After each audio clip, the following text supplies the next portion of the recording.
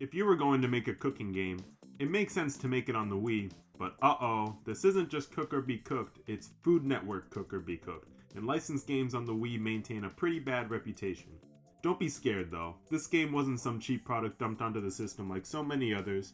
We're talking about a game fueled by genuine passion, lots of people working together, and a decent budget to boot. This game was developed by Red Fly Studios in collaboration with Bandai Namco. So far so good. I mean, Red Fly is responsible for a few well-received Wii licensed titles, and considering how huge Bandai is in the game industry, their involvement helped secure the resources and money necessary to make this game as great as possible. Executive producer and Bandai employee Mike Morishita aimed to make a realistic-looking cooking game, as well as designing the mechanics to be realistic too. Something I noticed when I played the game is how real it feels. It's not just this 2D world, it's a very 3D immersive world that you can actually interact with directly. You can go travel to the countertops and travel to each station in a very open environment. We wanted things like the water simulation physics to look really, really real. And ultimately, obviously the star of the show is the food. And so we really took full concentration to make every element that's on the plate and also in the pots and pans to look as realistic as possible. It's the most realistic Wii cooking game out there. Alright, fair enough. I mean, we love to see this level of ambition behind a licensed title, but it truly begs the question, who asked for this? This isn't an insult, but a serious question. I mean, there was a wave of god-awful licensed games on the Wii, but so many of these culprits are the games based on kids' media. Kids' games can much more easily get away with poor quality because lots of kids will simply love the character or show or whatever is attached to the game and get their parents to buy it for them. Food Network, however, is not a child's brand. Lots of kids don't cook at all, and most restaurants require that you are at least 16 or even 18 years old to cook. So what appeal would children find in Food Network? Well, that's the thing. Kids weren't asking for this game, let's be real, so this couldn't just suck and get away with it. Actual adults were gonna buy and play this game. This was proven in summer of 2009 where Food Network ran a promotional event for the game, where at the time popular bloggers and influencers got a chance to demo the game. Primarily, these influencers worked for the food and beverage industry, not gaming. Neither are the event runners as far as I'm concerned. I mean, is there a good reason why you would put a towel on top of a console, blocking all the vents and trapping heat? Maybe it was to hide some of the wires or the console itself for the sake of aesthetics? I don't know, but the large array of food and alcohol does look delicious.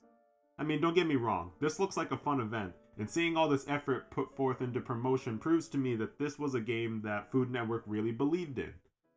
Michael Simon, a famous chef who regularly appears on Food Network, attended this event to cook a recipe from the game.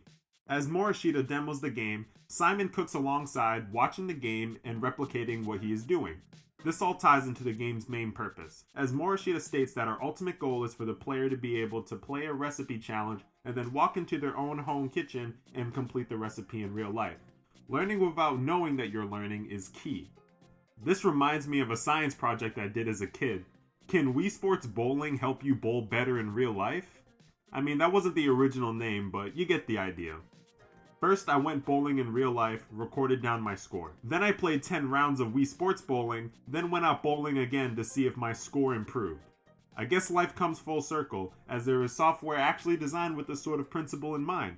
All that's left now is to test this idea, but first, we gotta check out the final product. So it's November 2009, and Cook or Be Cooked has been released to mixed reviews. This game is essentially forgotten about, so you gotta wonder how well it did financially. It was only released in the US and only on one console. They did run commercials to promote the game, but I never saw them on TV at the time, so who knows who did. Cook up some head-to-head fun in multiplayer mode, or play on your own to see what you can dish out. You didn't think it was going to be that easy, did you? Don't worry, we're here to help, so we're going to be watching your every move to help you Make the perfect meal. Gotta love how the commercials imply that this game is so essential to aspiring cooks that you can keep the game alongside your cookbook collection. To be honest, this isn't that far-fetched. As shown on the box art, there are 30 plus Food Network recipes to cook in the game. These same recipes you cook in the game are also available in the manual. It tells you all the ingredients you need and the step-by-step on how to cook them in real life. These come from Food Network's 2006 book, How to Boil Water. This cookbook served as an accessible way to prepare a variety of impressive dishes you can make at home without needing too much specific and incidental cookware. It's an intelligent use of the Food Network license and adds a lot of value to the package besides just a game.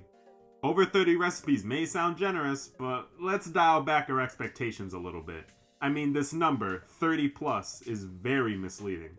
For one, the game only has 12 levels, so how do we go from 30 plus to 12? I mean, let's take a look at these recipes. Cheese quesadillas with fresh tomato salsa and guacamole. That's all in one level in this game. And to be fair, I can see how they'd consider salsa and guacamole as individual recipes. It makes the 12 levels not seem so small if there are multiple complex dishes in one level. But skillet bacon? Cooking bacon in a skillet? Baked bacon? I mean, is putting bacon on some aluminum foil and throwing it in the oven really a recipe? A Food Network original recipe?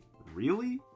In order to figure out this 30 plus figure, I decided to add up every bolded subtitle in the manual. In the end, I got exactly 32, but the formatting makes a few of these confusing on whether or not it should even count as an individual recipe. Lasagna Toscana doesn't really seem like it should count, since everything that makes up this recipe is covered with the white sauce and lasagna subtitles. Same with the grilled ahi tuna with mojo.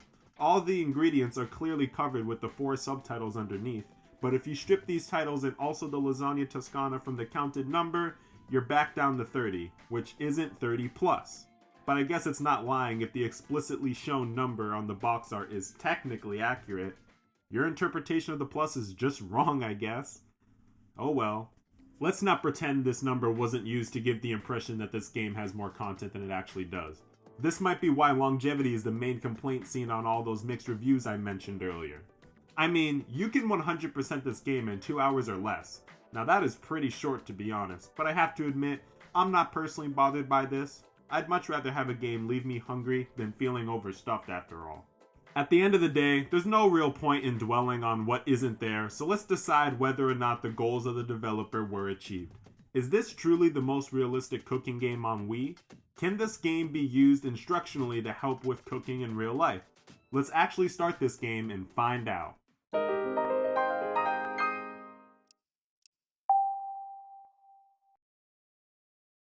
So after you've started up the game, I have to admit, the initial look is kind of deceiving. These menus aren't particularly impressive looking. They're honestly pretty reminiscent of the many nightmare-inducing licensed games you're used to seeing on the Wii. Not a good first impression, but all that negativity leaves when you start cooking. As stated before, there are 12 levels, where you cook the assigned recipes and are graded based on your performance. The criteria for performance includes things like how well you season the food or whether or not the food is hot in the end.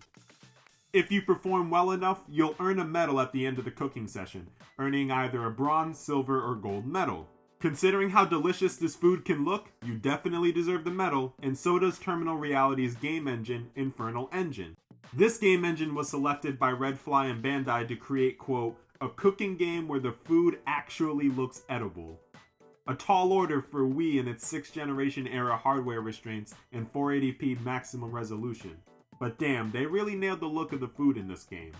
The textures used on the food show the more granular details expected of real food, and the models of the food are great throughout the entire game as well. It all looks realistically rounded and detailed, with none of the food appearing blocky or nondescript. The animation and physics of the food are generally pretty good too. Water in a pot actually ripples and becomes more active as the water gets hotter. Butter will melt slowly in a pan, and more liquidy ingredients have a sort of fluid nature to it as well. Egg yolks act buoyant when floating around in the egg whites, pouring pancakes animates fluidly, and powdery ingredients create dust clouds. One detail I love is when you chop up vegetables or whatever, and the bits kind of fly around the chopping board and animate individually. While chopping doesn't send pieces flying in real life like it does in the game, watching the small bits animate independently from one another is satisfying to see. This game just looks great on Wii, and it's really awesome watching all the ingredients come together for the final product. Things clearly look delicious if you're a master chef, but what if you're nothing more than a struggling amateur? Does the game reflect the mistakes you make in the visuals of the food? Well, unfortunately, the same attention to detail shown previously isn't always present here. The mistakes you make in the game are reflected in the visuals sometimes, If you're burning things, you'll usually see that the food is burnt, or if meat is undercooked or raw, it'll usually show this off as well, although this isn't reflected consistently. For example, if you have raw burger patties, when it comes time to assemble the burger, the patties are fully cooked during the assembly, but go back to raw in the final dish. It seems the game didn't fully plan out for players to make horrible mistakes. I admit, some of these mistakes could only really be done deliberately for how extreme they need to be to get some of these results, but if they already planned on showing these mistakes visually, they should have gone all the way. Not to mention, the visuals aren't consistent with the game's logic either. In fact, it's possible to serve completely unsafe, deadly food and still get a medal. The hamburger is a great example. You've earned a Cook or Be Cooked bronze medal. Not cooking the burger at all makes you lose the same amount of points as undercooking it by a minute or two.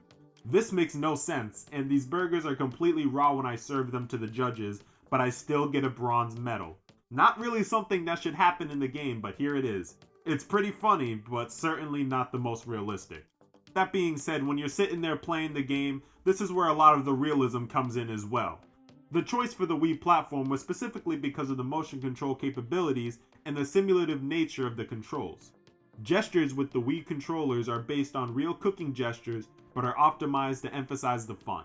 Meaning it tries to be as realistic as possible without being so specific that the flow of gameplay is interrupted. The motion controls work fairly well. I mean, the game does a great job at explaining what the controls are, as they always show the necessary gesture in the corner of the screen. The gestures themselves also do reflect how you do them in real life for the most part. You chop ingredients by holding the Wii remote sideways and doing a chopping motion up and down. You season by shaking the controller while it's tilted at a downward angle, and you spread oil on a pan by tilting it around and letting the oil flow. When it comes to the responsiveness of the controls, however, they're not quite as great as they could have been. Truth be told, the limitations of the motion controls kind of show themselves right off the bat, with most of the clumsier mechanics in the game being front and center in the first mission. Dispersing oil over the pan within a reasonable amount of time can be frustrating. There's no real way to understand exactly how much force you need to break eggs perfectly, and the seasoning isn't really as responsive as it should. Oftentimes I find myself under-seasoning, as the controller will only detect a tiny movement even though I did something more exaggerated. The game is perfectly playable, and it's honestly a lot of fun, but they aren't as responsive as you'd hope. Seasoning and coating pans in oil are done all the time, so it really affects the consistency of the gameplay experience. You'll just find in general that there are a lot of moments of missed or misinterpreted inputs throughout the experience that are hard to ignore, albeit they are minor moments rather than game-breaking. It's not necessarily the game's fault. I mean, it does utilize motion control technology from 2006 after all. What's funny is, Nintendo did release Wii Motion Plus as an additional accessory you could attach to regular Wii remotes. This way you can remedy some of the issues motion controls brought, and it seems that it was considered for this game. In fact, Morishita states that the game will support Wii Motion Plus, although the details for how it will be used cannot be confirmed at this time. Well, to cut to the chase, this game doesn't include it, at all. I've tried playing with both regular and Wii Motion Plus controllers and noticed zero differences in how the game plays. Its compatibility is not mentioned on the box anywhere and not in the manual. Wii Sports Resort was out by June of 2009, and this game came out in November of 2009, so what happened that it wasn't featured? Jesse Angelo from Wired.com states they played the game using the Wii Motion Plus attachment during what sounds like the same promotional event from the summer. But all the pictures I found at that event show a regular Wii remote being used, no peripheral. Lucas Thomas of IGN demoed the game as well, stating, "You'll be a believer when you pick up a virtual skillet, drop a splash of oil in it, and slowly rotate the remote around to make sure there's even coverage of oil all across the metal cooking surface." There it is, the oil swirling minigame that I was describing earlier. He seems to be having no trouble with it, but in the final game, it does cause problems, partly due to the motion controls. Speaking of cut content, going on a quick tangent, we have to return to the promotional event. When the game was demoed, it wasn't the final build of the game, so there are some small changes like the fonts, the UI, and the order in which the dishes are listed on the menu. But there's also evidence of cut content. Some pictures taken at the event show that toast was originally planned to be a part of the eggs and bacon recipe. so maybe this means it was a playable dish at the time.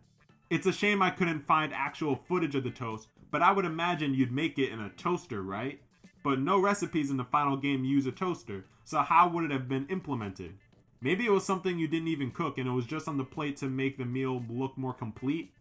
I don't really know, but in a game that is pretty universally criticized for lack of content, it slightly stings knowing that there may have technically been more content originally in the game.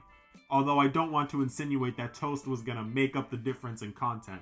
It's just something interesting to think about.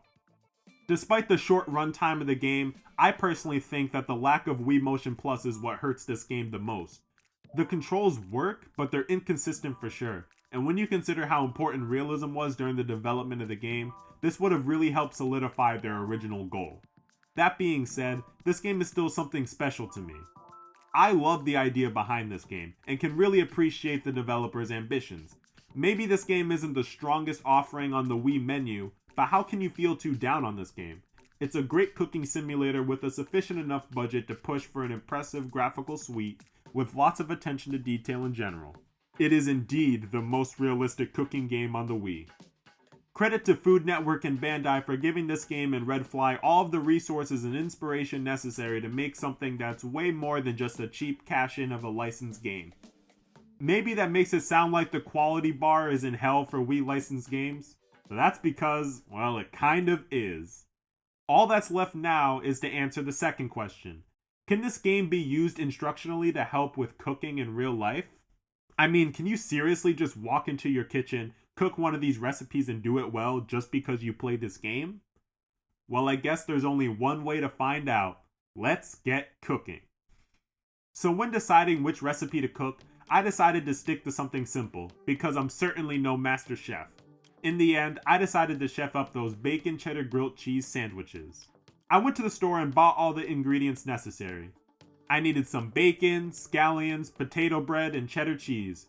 For the salad, I also needed some grape tomatoes and parsley. First step is cooking the bacon, and this should theoretically give you enough time to prepare the remaining ingredients in the meantime, but I didn't do quite as much as I should have beforehand to get everything started. Wait, the bacon's done? Uh-oh. Uh-oh, the bacon's done, but it's not in the microwave. All right, how do I stop the noise? Okay, great. The bacon's done. Let's see what we're looking at here. Whoa. Well, we're way behind here, but that's okay. Clearly my multitasking skills are pretty garbage. Actually, I have no multitasking skills at all here. Meanwhile, it rapidly became clear to me that if you aren't a very competent cook in general, you probably won't improve just from playing this game. The game introduces you to all the ingredients and what to do with them, which definitely helps, but the movements you do in real life require far more precision than it does in the game. Needless to say, I wasn't doing great. This knife might just be the one here. Woo! Alright, here we go. Oh, look. Okay, so we gotta cut off the shit. This is fast. Alright, wait. I need to see that again. Some really high quality cheese here. I mean, which is ultimately a good thing. That's a pretty wow. Whatever. Okay, great. And then wait a minute, did I put this on the butter side? Oh no! Wow! Alright, here's what's gonna happen. Alright, hold on. We're gonna just take all of this, just throw that over there. Okay, there's a grilled cheese right there.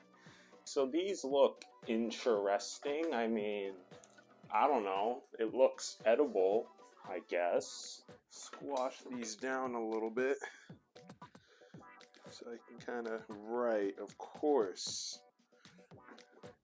Alright, whatever. Should have known that was gonna not work. Oh my goodness, I based all the butter. Oh my, stop. In a sense, the game did make me better than going in blind or only having read the recipe off the manual at least. It allows you to become more familiar with the ingredients and what to do with them. But if you're a bad chef, you're a bad chef. It's not much better than watching a YouTube video, although since the game is a simulator, it ensures you see all the steps of the cooking process, where a YouTube video could accidentally leave out small steps or be edited in a non-intuitive way. Either way, my final sandwich came out alright. The sandwich aesthetically didn't really look good, but to be honest, it tasted great. The bread was perfectly crispy, the bacon was plentiful, and the cheese I selected wasn't too overpowering, although mild cheddar is a personal preference. The salad, on the other hand, it wasn't good. Like, at all. It sucked. I mean, it's just oily tomatoes, more or less. I don't really like eating tomatoes by themselves, so I had a feeling I wouldn't like the salad. I just, figured I'd give it a try. Hey, Charlie. Come here, buddy. You want some salad? Yeah, I bet you want that right there. One thing I recommend is combining the salad in the sandwich. What I mean is just take a tomato, put it in the sandwich, and just go to town. The tomato juice really helps cut down all of the oil from the bacon and the cheese, and then after that, mwah, beautiful, sexy, delicious sandwich. I'll give you some credit, Food Network. It was a good grilled cheese. And overall, you produced a really good game as well. I feel like I got a unique, memorable experience from all this. Something I hope other people who bought the game at the time did as well. Now you can see why this game is more than just a fun, somewhat obscure game to me. It inspired me to cook. And even though I have to cook in real life to feed myself, it inspired me to maybe cook a little bit more fancy than I would have before. Well, that's it for me. It's time for me to leave, so thank you for your time, and I hope everyone has a great day. Thanks for watching.